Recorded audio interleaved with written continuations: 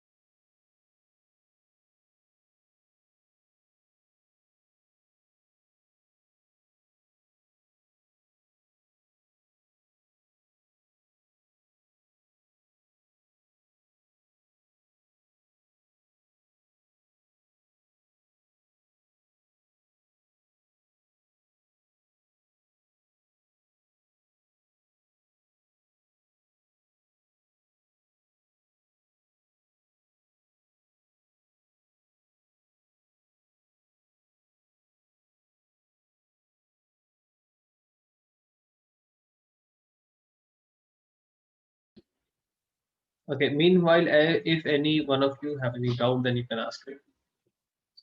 कोई डाउट है किसी को? In last class, we were discussing about array, if I'm right.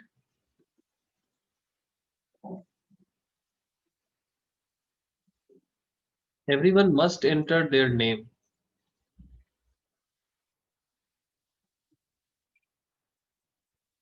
Okay, clear. Test one.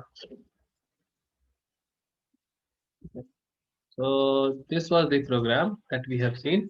हमने देखा इसमें क्या था, अपना एक array था, एक b एक वेरिएबल था जो अब 5 वैल्यू होल्ड कर सकता है। पहले वेरिएबल्स एक बार में एक ही वैल्यू होल्ड कर पाते थे। अभी हमारे पास एक ऐसा वेरिएबल है, एक ऐसा टाइप है, एक ऐसा तरीका है जिससे हम ये डिक्लेयर कर सकते हैं कि एक वेरिएबल कितना वैल्यू रख सकता है। ठीक है, तो इसके पास 5 वैल्यूज हो सकते हैं। अगर मैं यहाँ पे 15 लिख दूं तो ये 15 वैल्यू रख सकता है। अगर 115 लिख दूं तो 115 लिख सकता है, 1115 रख सकता है। हाँ, so any number of value that is allowable within that range it can keep, not an issue. ठीक है, अभी इसमें वैल्यूज, अब ये वेरिएबल है तो वेरिएबल में वैल्यूज रखनी पड़ेंगी। तो वैल्यूज रखने के लिए हमारे पास दो तरीके हैं that we have already seen ना। So we will again see some more on। तो देखो क्या था हमारे पास, अगर a नाम का कोई अपने पास एरे है, सपोज int a5 हमने डिक्लेयर किया। int a5 डिक्लेयर करने का मतलब है दैट ये एक a क्रिएट हुआ, इसका नाम है a, ये पूरे बॉक्स का नाम है a, और ये अपने आप में कितनी वैल्यूज रखेगा, ये 4 वैल्यूज रख सकता है। ठीक है, सपोज 6 3 2 9 1, ये 4 वैल्यूज रख सकते हैं। अभी वैल्यूज रब रखेगा तो a 0th इंडेक्स होगा, ये फर्स्ट इंडेक्स होगा, ये थर्ड इंडेक्स होगा, second third and fourth. a का 0th position, first position, second position, third position and fourth position ना। तो अगर हमें इस वैल्यू का एक्सेस, इस ये जो वैल्यू है ना, हमारे पास अभी क्या है, 5 इंडिविजुअल वेरिएबल है। पहला वेरिएबल, दूसरा वेरिएबल, तीसरा वेरिएबल, दिस, ये चौथा variable, and this is our fourth variable. So we have 4 different variables, and this variable is known as a of 0. Likewise, this is known as a of 1, a of 2, a of 3 and a of 4। ये अलग अलग variable जो है उनका ये name है। ये variable का नाम ये है, this is its name, it's name and name. अब जैसे हम पहले नॉर्मल वेरिएबल होता था हमारा इंट बी, तो ये जैसे बी बिहेव करता था, ध्यान देना है, ठीक है, what I am telling you, एकदम सिमिलर जैसा बी का बिहेवियर होता था वैसा ही बिहेवियर अभी ए ऑफ कुछ भी, ए ऑफ आई का होगा, ठीक है, जैसा बी का बिहेवियर होता था वैसा ही इसका बिहेवियर होगा। मतलब we were saying that b equal to 5, we can store anything, likewise अगर हमारा b एक वेरिएबल पोजीशन था तो इसमें हम लोग 5 स्टोर करके रखते थे। Similarly we can say a of 0 equal to 6, है ना, जैसे हम लोग एम्परसेंट एड्रेस ऑफ b में हमें इसका एड्रेस मिल जाता था, उसी तरह हम लोग एड्रेस ऑफ a ऑफ 0 करेंगे तो हमें इसका एड्रेस मिल जाएगा 2 0 1। अभी ये एरे है, अलग अलग वेरिएबल है, तो हर वेरिएबल का अपना अपना एड्रेस होगा,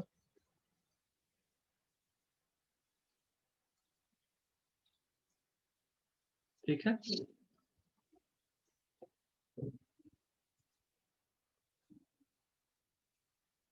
मगर क्वेश्चन है कि what will happen if someone will try to print A, ampersand A, क्या देगा ये, व्हाट इज ए क्या है, इस पूरे ब्लॉक का क्या है, नाम है, इस पूरे ब्लॉक का नेम। तो first of all address of A क्या होगा, ये तो इसकी बात छोड़ देते हैं अभी, ठीक है, इसकी बात हम लोग छोड़ देते हैं।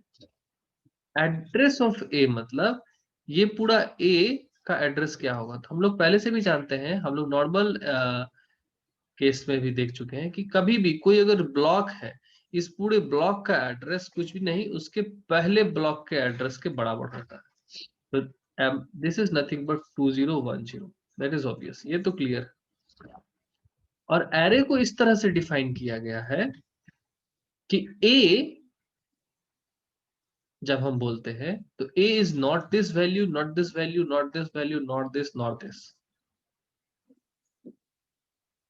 a is a pointer, this is a pointer, pointer to whom, pointer, this is a pointer to its first variable, first index, and this is not only a pointer but it has defined in this way that array is constant pointer है ये to its first element, ये अपने पहले element को जब array कभी भी define करेंगे तो इसका जो पहला एलिमेंट होगा ये पहले एलिमेंट को कॉन्स्टेंटली पॉइंट करता है, मतलब ए की वैल्यू 2010 होगी और इसको कभी भी चेंज नहीं किया जा सकता है, वी कैन नॉट चेंज, मतलब कभी भी तुम इसको a इक्वल टू a+1 लिखोगे तो गलत हो जाएगा। अभी इसका मतलब हम लोग और आगे समझेंगे, अभी इसको याद रखिए इस तरह से कि ए में ए हमेशा क्या रखेगा, अपने पहले एलिमेंट का एड्रेस रखेगा, पहली बात। दूसरी बात, ये कॉन्स्टेंटली यही वैल्यू रखेगा, इसकी वैल्यूज को चेंज नहीं किया जा सकता है ना, ए की वैल्यू को कभी भी चेंज नहीं किया जा सकता। Clear, clear, yes sir. एक बार फिर से बता देंगे। अच्छा एक बार फिर से बता देता हूँ, चलो ठीक है, फिर से बताता हूँ। हमारे पास एक एरे है, ये एक एरे है, 1 2 3 4, ठीक है, सपोज ये 4 वैल्यू इसने रखी है, सपोज यहाँ 5 6 9 3 2 है, ये 0th है, ये 1 है, सेकंड है, थर्ड है, फोर्थ है, इसका नाम हमने रखा b, और एक नॉर्मल वेरिएबल है, नॉर्मल वेरिएबल क्या रख रहा है, सपोज 7 रखा हुआ, ठीक है। और इसका अपना एड्रेस है 1010, इसका अपना एड्रेस है 2010, 2014, 2018, 2022, 2026। एक हमारा पॉइंटर वेरिएबल है, तो ये कैसे डिफाइन किया गया है? ये डिफाइन किया गया है int a, ये डिफाइन किया गया है int b of 5, और एक c डिफाइन किया गया है कैसा? int star c। तो c क्या रख रहा है? This is c has its own address, और ये किसी दूसरे वेरिएबल का एड्रेस रख रहा होगा। सपोज यहाँ पे c is keeping address of a, ठीक है? सो 1010, this is what the job of c is. तो अगर हम लोग a प्रिंट करते हैं, तो a प्रिंट करते हैं तो क्या देता है? इसकी वैल्यू देता है, इस बॉक्स में जो वैल्यू है 7। और एम्परसेंट a प्रिंट करते हैं तो हमें क्या देता है? 1010। सिमिलरली जब हम c प्रिंट करते हैं तो क्या देता है? c बॉक्स के अंदर की वैल्यू 1010, और एम्परसेंट c प्रिंट करते हैं तो क्या देता है? c ब्लॉक का जो एड्रेस है 3010। सिमिलर फैशन में अभी यहाँ पे हमारे पास कितने वेरिएबल्स हैं? हमारे पास एक b ऑफ 0 है, b ऑफ 1 है, b ऑफ 2 है, b of 3 and b of 4। कितने वेरिएबल हैं? अब b ऑफ 0 जब बोलेंगे तो 5 प्रिंट करेगा। जैसे यहाँ a बोलने से ये जो ब्लॉक है ना बच्चे, इस ब्लॉक का नाम है b ऑफ 0। जैसे यहाँ इस ब्लॉक का नाम था a, ठीक है? तो जब कभी भी नॉर्मल वेरिएबल में जैसा a होता है वैसा ही यहाँ पे b ऑफ 0 होगा। तो यहाँ 5 होगा, ये 6 प्रिंट करेगा, ये 9 प्रिंट करेगा, ये 3 प्रिंट करेगा, ये 2 प्रिंट करेगा। And the moment you will try to print b of ampersand b of 0, ampersand b of 1, ampersand b of 2, ampersand b of 3 and ampersand b of 4, तो ये क्या करेगा? b of 0 का एड्रेस, तो ये b of 0 है, इस block का नेम है। इसको मैं ऐसे बोलता हूँ b of 0 is not b of 1, 2, 3, 4, इसका एड्रेस ये प्रिंट करेगा 2010, 2014, 2018, 2022, 2026। अभी क्वेश्चन राइज होता है कि व्हाट इज बी। ये सब बातें तो हमें समझ में आ गई। What is B and ampersand B. तो इसके लिए we should keep in our mind कि बी और array name is constant pointer. Constant मतलब एक ही को पॉइंट करने वाला, हाँ, pointer of its first element. इसका मतलब क्या है? देखो, कांस्टेंट पॉइंटर का मतलब क्या होता है? What is constant pointer? तभी क्लियर होगा। What is constant pointer? ठीक है, तो इफ हमारा एक इंट स्टार p है, ये क्या कर सकता है? अभी p इक्वल टू सपोज हमारा, let us clear it, let us a int a equal to 5, int b equal to 6, और हमारा एक int c है, स्टार c पॉइंटर है। तो c अगर अभी पॉइंटिंग टू a, मीनिंग यहाँ पे क्या हुआ? a बना, a का अपना एड्रेस है, फिर हमारा b बना, इसमें 5 चला गया, b का अपना एड्रेस है, इस पॉइंट पे आके हमारा c क्रिएट हुआ, और c का अपना एड्रेस है, और ये अभी किसका एड्रेस रख रहा है? 1010, a का एड्रेस रख रहा है। बाद में आप इसको चेंज भी कर सकते हो, तो ये हट के यहाँ पे क्या आ जाएगा? 2010 आ जाएगा। तो this is c is here, c is not a constant pointer. ठीक है, c एक कांस्टेंट पॉइंटर नहीं है। मतलब ये बाद में अपनी वैल्यू इसमें ये जिसका एड्रेस रख रहा है ना, अभी किसी का एड्रेस रख रहा है, बाद में किसी दूसरे का एड्रेस रख सकता है ना। तो एरे का जब हम बात करते हैं तो एरे नेम जो है वो है सबसे पहली बात, सब very first element is array का नाम जो है, ये नेम दिस बी, ये पॉइंटर होता है। पॉइंटर होता है मतलब एरे का जो नेम होगा वो रखेगा क्या, ये कोई ना कोई एड्रेस रखेगा, because B is a pointer. तो एड्रेस किसका रखेगा, पहले कांस्टेंट को भूल जाते हैं, address of its first element, तो फर्स्ट एलिमेंट का एड्रेस रखेगा 2010। अब दूसरी बात बोलता है कि ये कांस्टेंट पॉइंटर है, मतलब एक बार अगर इसने इसका वैल्यू रख लिया तो अब इसको तुम चेंज नहीं कर सकते हो। जब तक प्रोग्राम चल रहा है तब तक इसका कंटेंट नहीं बदला जा सकता है। ठीक है, इसका हो सकता है इसका अपना एड्रेस क्या होगा वो बात की बात है। ठीक है, so that is what it is saying. Okay sir. समझ में आ गया ना? अभी किसी को डाउट है तो यस कुछ, सर। ये बहुत एसेंशियल कॉन्सेप्ट है।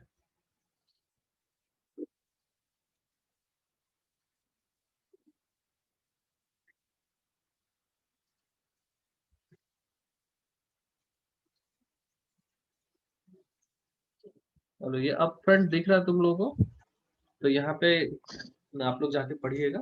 ये मैंने बताया हुआ है कि यहाँ एक एरे है 10 साइज का है, इसमें 10 एलिमेंट है, इसको ऐसे देख सकते हैं हम लोग। इसको जो अभी हम लोग पढ़ रहे हैं उसको वन डायमेंशनल एरे बोलते हैं। क्यों बोलते हैं ये बाद में देखेंगे। ठीक है, देखो एरे को कैसे कैसे इनिशियलाइज डिक्लेयर कैसे कैसे कर सकते हैं। देखो देखो इंट ए ऑफ 10, ठीक, डबल कैर। तो ए एरे कैसा है, ये एक ऐसा एरे है जिसमें केवल इंटीजर वैल्यूज हैं, इसलिए इस पे इंट लिखा है। ये एक ऐसा एरे है जिसमें हमारे पास फ्लोटिंग वैल्यू है, अभी डबल छोड़ के अगर फ्लोट लिखे तो वो भी होगा। अभी हम लोग नेक्स्ट वीक से रिवीजन करेंगे जब स्टार्टिंग से, तो हम लोग फिर डबल का देखेंगे डबल क्या होता है। लिख मान के चलते हैं कि ये इसमें कोई रियल नंबर्स है। और अगर हमें कैरेक्टर रखना है किसी एरे में, तो एरे का टाइप को हमें कैरेक्टर करना होता है। इससे ऐसे करके हम लोग अलग अलग कैरेक्टर्स को इसमें स्टोर करके रख सकते हैं। देखो सिंगल कोट के अंदर कैरेक्टर्स को रखा है हमने। तो ध्यान से देखिएगा, ये ब्रेस का इस्तेमाल किया गया है वैल्यूज को रखने के लिए। ठीक है, ये मैन्युअली, जैसे हम लोग लास्ट क्लास में ऑटोमेटिकली इनिशियलाइज किया था, अगर हम चाहते हैं कि इसमें 5 वैल्यूज को हम मैन्युअली रखें तो हम लोग ऐसे रख सकते थे। सॉरी, हम लोग 3 5 6 7 8 रख सकते थे। so this is also a perfect initialization।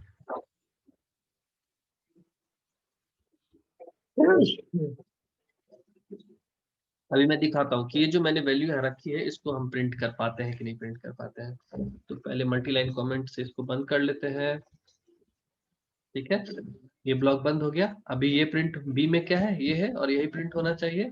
so let us print this। तो देखो 3 5 6 7 आ गया ना। एक और चीज देखते हैं, यहाँ साइज 5 है यहाँ पे, लेकिन एलिमेंट हम 4 ही देते हैं तो क्या होता है। इंटरेस्टिंग है, ऑटोमेटिकली ये 0 ले लेता है ना। अगर शुरू से हटाते हैं तो क्या होता है, 3 ही एलिमेंट देते हैं, तो उसको कोई मतलब नहीं। ये इस तीनों को पहला 3 एलिमेंट समझ लेता है और बाकी सबको 0 पे ऐड कर देता है। पता है ये लेटेस्ट कंपाइलर्स में ऐसा होता है, पुराने कंपाइलर्स जो थे वहां पे गार्बेज वैल्यूज देते थे। ठीक है, तो आप कभी कभी बुक में पढ़ोगे कि आज अगर आप एरे का साइज के बराबर एलिमेंट इनिशियलाइज नहीं करते हो तो बाकी जो इतने भी एलिमेंट है, जैसे यहाँ पे साइज 5 है लेकिन एलिमेंट हम 3 ही डाल रहे हैं, तो 3 इनिशियलाइज हो गया, बाकी का 2 जगह खाली रह गया, खाली जगह पे गार्बेज वैल्यू होती है। कभी कभी बुक में पढ़ने से यू मे हैव कंफ्यूजन, लेकिन जो लेटेस्ट कंपाइलर्स है ये सब कंपाइलर डिपेंडेंट कंपोनेंट। अब लेटेस्ट कंपाइलर इसको ऐसे एज्यूम कर रहा है क्योंकि वो समझ रहा है कि गार्बेज रखने से कोई फायदा है नहीं। चलो, if you have any question, मैं देखता हूँ क्या कुछ आ रहा है।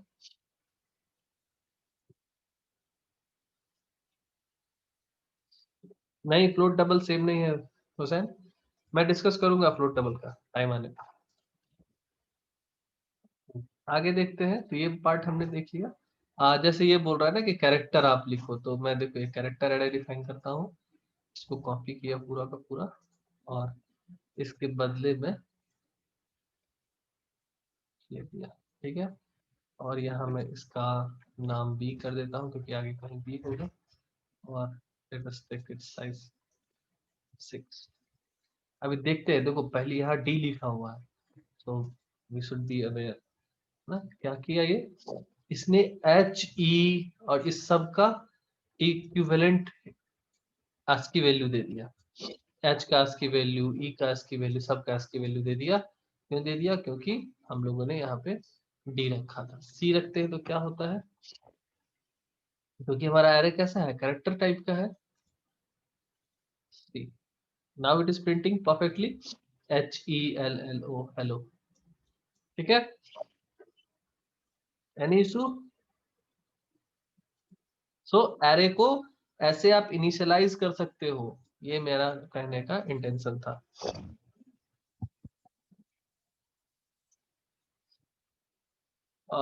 इसके बाद, हाँ ये बात बोल रहा है, बहुत एसेंशियल है। जब आप एरे पढ़ोगे तो आपको कहीं कहीं कंफ्यूजन होगा कि बिना, मैंने कहा था कि साइज देना जरूरी है, एकदम जरूरी है।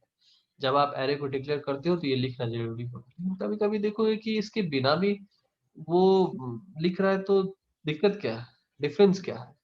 जैसे मैं अगर इसको यहाँ से कॉपी करूँ, if I paste it here,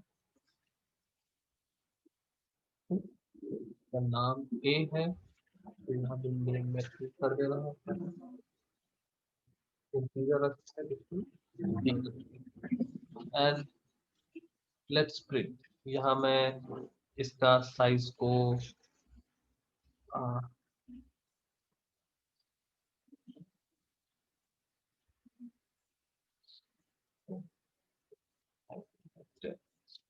ठीक है, ऐसा हो रहा है ना, काम कर रहा है, इट इज वर्किंग।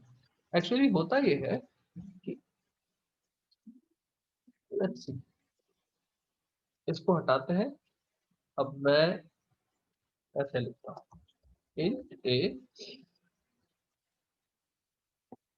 ठीक है। अभी देखते हैं काम करता है कि नहीं करता है। ये इनिशियलाइजेशन का भी काम स्टार्ट कर दिया, यहाँ पे मेरा वैल्यू इनिशियलाइज हो गया। अभी प्रोग्राम क्या कर रहा है कि मैंने एक एरे डिक्लेयर किया, पहले इसका साइज लेके करते हैं, 10 डिक्लेयर किया।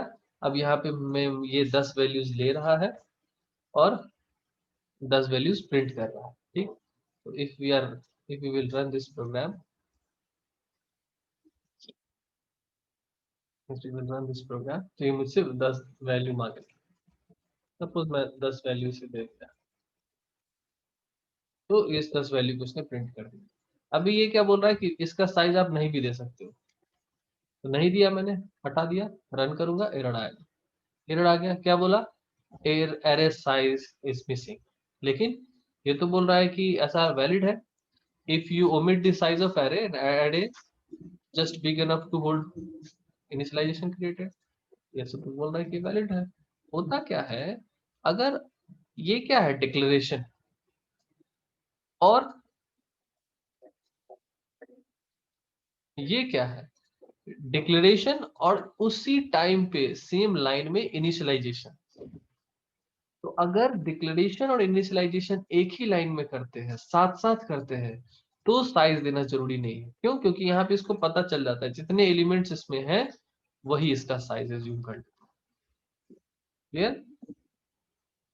तो ये चीज आप याद रखिए कि अगर आप बस डिक्लेयर कर रहे हो तो साइज देना इज मैंडेटरी, देना ही पड़ेगा। लेकिन अगर आप जहां पे डिक्लेयर कर रहे हो साथ साथ ही इनिशियलाइज भी कर रहे हो, तो साइज नहीं भी देने से काम चलेगा, इट्स नॉट एन इशू। ठीक है, एनी डाउट। No sir. ठीक है, अच्छा। तो जैसे देखो यहाँ लिखा ना कि this is valid, this is invalid, है ना। सी में हमेशा काउंटिंग 0 से होती है। Hussain, any question.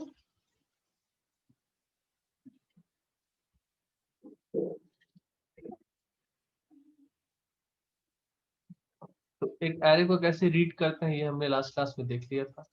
एक एरे को कैसे प्रिंट करते हैं ये भी हमने लास्ट क्लास में देख लिया था। तो sign float and double are not same, they hold same value, मगर मैं ये बताऊंगा आने वाले लेक्चर्स में, जब टाइम आएगा आई विल टेल यू। ठीक है, अभी मैंने डिस्कस नहीं किया है उन सब चीजों को, I will discuss when time come. हाँ, एरे को फंक्शन में पास करेंगे, ये तो बहुत आगे का काम हो गया, अभी पहले छोटा छोटा टास्क करते हैं। अभी मैं क्या करता हूँ कि हमारे पास एक एरे दिया हुआ है, suppose I have an array, ऐसा ये एक एरे है,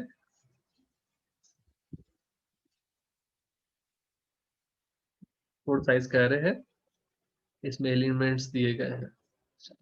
मैं क्या चाहता हूँ कि ये वाला एलिमेंट और इसको ऐड करो, या एरे के सारे एलिमेंट्स को ऐड करो। ठीक है, तो what we can do, we know this variable name is b of 0, इसका नेम है बी ऑफ 1, इसका नेम है बी ऑफ 2, इसका नेम है b of 3। So we can say that sum equal to b of 0 plus b of 1 plus b of 2 plus b of 3, और इस तरह से हमारा सम में आउटपुट आ जाएगा। तो ये तो जब छोटा एरे है तब ठीक था, अब इसको हमें प्रोग्राम के थ्रू करना होगा, तो क्या कैसे करेंगे। तो क्या हो रहा है, सबसे पहली बार इनिशियली क्या था, सम की वैल्यू 0 थी, फिर अगली वैल्यू सम की क्या हुई, पिछली वैल्यू प्लस बी ऑफ 0, है ना। सो दिस इज 0 प्लस 5 इज 5, तो इसकी वैल्यू अपडेट हो गई। अब फिर से सम की वैल्यू क्या होगी, पिछली वैल्यू प्लस बी ऑफ 1 यानी 5 प्लस 9 14, फिर से नेक्स्ट सम की वैल्यू क्या होगी, ये वही जो हम लोग पहले पढ़ रहे थे नेचुरल नंबर्स के लिए, तो पिछली वैल्यू सम की प्लस बी ऑफ 2 की value. So this is the way we could write this program. तो इसमें लिख क्या सकते हैं आसान तरीके से, that for I equal to 0, I is less than जो भी हमारा साइज है, size I equal to I plus 1, हमारा सम इज इक्वल टू पुराना सम प्लस, जबकि सम को हम इनिशियलाइज 0 से कर देंगे, और अगर ये b है a है जो भी है, इफ दिस इज b, तो b of i, that's it. अब कितना और अभी आ रहे हो, ये काम कर जाएगा, है ना। 0 पहले 0 आएगी, तो सम प्लस 0, सम अभी क्या है 0 है, तो 0 plus b of 0, b of 0 is 5, so ये वाला एक्सप्रेशन। फिर sum plus b of 1, sum plus b of 1, तो हर टाइम में सम क्या है अपडेट होता रहेगा, क्योंकि रिजल्ट हम किस में रख रहे हैं, सम में ही रख रहे हैं। तो इस छोटे से प्रोग्राम को हम करके देखते हैं। देखो मैं समझ रहा हूँ कि आप लोग समझ रहे हो, अगर एनी टाइम मिसकम्युनिकेशन हो रहा है तो you should point out, sir यहाँ पे अब थोड़ा सा ज्यादा सरप्लस हो रहा है ना? तो what is our objective, to add the elements, ये सारे एलिमेंट्स को ऐड करना। तो मैं पहले इसको छोटा कर देता हूँ, ठीक है, छोटा सा एरे लेते हैं, मैं एक ट्रेडिशनल मेथड फॉलो करता हूँ, ठीक है। I am declaring size of array is equal to 4, और at the same line I am initializing, और आई मे नॉट इनिशियलाइज, ठीक है। एक बहुत अच्छा तरीका क्या है एरे में काम करने के लिए, कि आप ऊपर में मैक्रो डिफाइन करो, मैक्रो में बाद में पढ़ाऊंगा, बट अभी आप याद रखो, डिफाइन कोई भी एक नाम साइज इक्वल टू 4। अभी इसमें क्या होता है, ये इंक्लूड है और ये डिफाइन है, इंक्लूड और डिफाइन में डिफरेंस है। ये इंक्लूड क्या करेगा, इस फाइल को इस प्रोग्राम में इंक्लूड करेगा। डिफाइन क्या करेगा, जब जब तुम इस वर्ड को यूज करोगे ना, प्रोग्राम ऑटोमेटिकली उसको 4 से रिप्लेस कर देगा। ये वर्ड की मैं बात बोल रहा हूँ, SIZD, अगर एक कैपिटल में लिखते हो तो कैपिटल, स्मॉल में लिखते हो तो स्मॉल, जो भी लिखते हो एग्जैक्टली जहां जहां इसको लिखेंगे वहां वहां प्रोग्राम रन होते समय उसको वो 4 से रिप्लेस कर देंगे। तो मैं इसको यहाँ पे फिक्स कर देता हूँ, साइज लिख दूंगा, तो ऑटोमेटिकली जब ये प्रोग्राम रन होगा तो यहाँ पे 4 आ जाएगा। हाँ, ये मेरे लिए कन्वीनियंट हो जाता है, जगह जगह बार बार हमें चेंज नहीं करना पड़ता है। ठीक, एक बार ही साइज चेंज करेंगे और सारा काम हो जाएगा। पर you have not yet explain why we write in loop. मैंने एक्सप्लेन किया था कि हम लोग इसको क्यों लिखते हैं।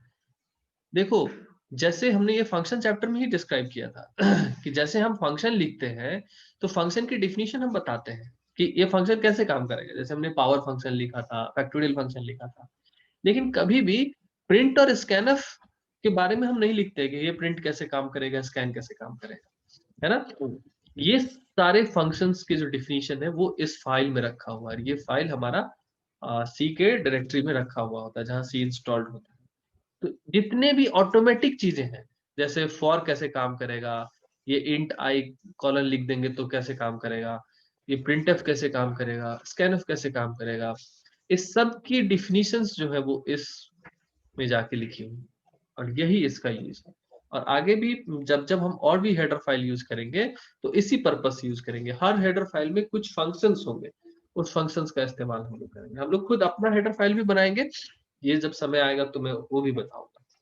ठीक है, तो अभी के लिए मैंने बताया कि ऐसा डिफाइन कर दो। अभी इससे फायदा क्या है ना, कि अभी हमारा यहाँ पे 4 है, यहाँ 4 है, 4 है, ऑटोमेटिकली आ जाएगा।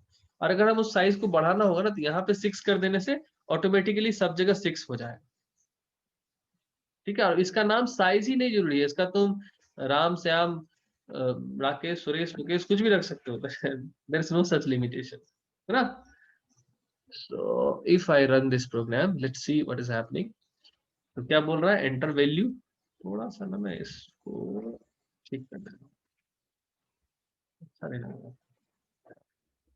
एंटर वैल्यू, तो वैल्यू क्या होगा, वैल्यू 2 3 6, 6 वैल्यू रखती हैं।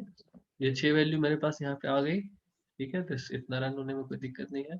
अभी मैं चाहता हूँ कि सारी वैल्यूज को ऐड करूँ, तो यहाँ मैंने एक आई डिक्लेयर किया हुआ है। आई के बाद मैंने इस एरे को डिक्लेयर किया। एरे को डिक्लेयर करने के बाद मैं इनपुट ले रहा हूँ। इनपुट लेने के बाद मुझे क्या करना चाहिए, कैलकुलेशन करना चाहिए, है ना। So here we are doing input. Input ले रहा हूँ, इनपुट के बाद हमारा कैलकुलेशन पार्ट होगा। ठीक है, और नीचे हमारा क्या है, printing array.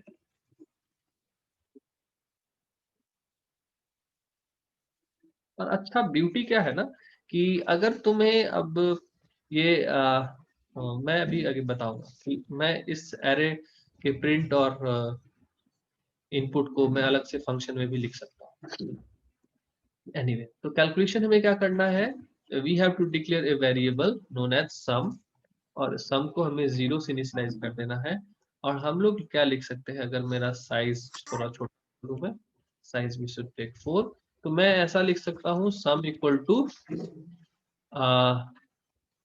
a of 0 plus a of 1 plus a of 2 plus a of 3। ये करने से भी हमारा काम चल जाएगा, लेकिन हमें और भी काम करने हैं। सो यहाँ मैं प्रिंट कर लेता हूँ, printf /n sum equal to percentage t comma sum। ठीक है, सो लेट्स सी, मैं एक और स्लैश दे देता हूँ। Let's see what is the output, value 2 3। ठीक है, ये मेरा एरे था, और ये देखो सब 69 आ गया। तो that is not an issue, बहुत स्ट्रेट फॉरवर्ड। अब इसी को मैं अगर लूप के थ्रू करूंगा तो ये थोड़ा सा और सोफिस्टिकेटेड हो जाएगा। For I equal to 0, I is less than size, है ना, and I equal to I plus 1, sum equal to sum plus a, है ना, ए ऑफ आई। हो गया, काम खत्म। अब कितना बड़ा भी एरे दे दो ये सब काम कर देगा। इसको मैं बंद करता हूँ, डिलीट नहीं करता। ठीक है, सम को 0 से कर ही दिया है। सो इफ आई एम सेइंग 1 2 3 4, देखो 10 दिया ना, 4 के साथ इस सब का समेशन क्या हो जाएगा, 10 हो जाएगा। सो this is it, straight forward है। किसी को डाउट है इसमें, पूछो।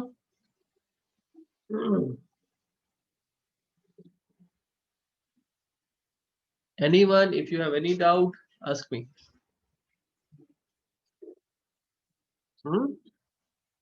No. You should say no, sir, yes, sir. At least कुछ तो chat में लिखोगे ना? No, sir, all clear. Sir वो आज मैंने व्हाट्सएप पे डाउट पूछा था ना।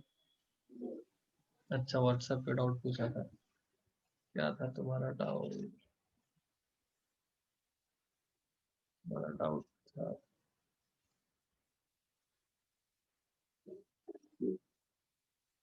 Right to C program related numbers. इसमें क्या नहीं समझ में आया, इसमें तो ये बहुत स्ट्रेट फॉरवर्ड प्रोग्राम है। नीचे जो ऑपरेटर दिया गया है उसको एस एस, इसका मतलब कुछ भी नहीं। अच्छा, मैं स्क्रीन शेयर कर रहा हूँ पहले। बहुत ही सिंपल है, तो मैं सेव कर दे रहा हूँ।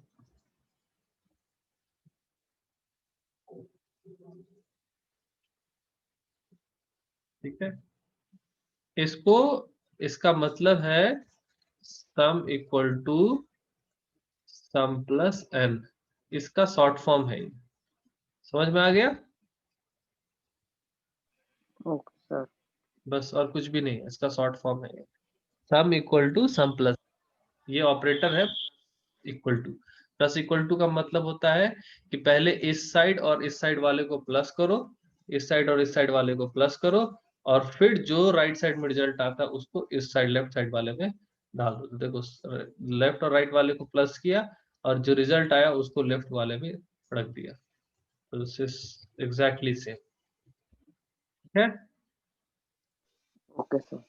Okay, we will discuss rest in next lecture. अगले लेक्चर में देखेंगे कि अब ये सारे काम को हम लोग फंक्शन के थ्रू कैसे करेंगे ताकि एरे का वर्क बहुत ही आसान हो जाए।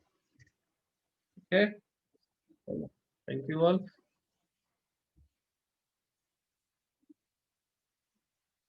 अपना नेम एंटर करना कोई मत भूलना।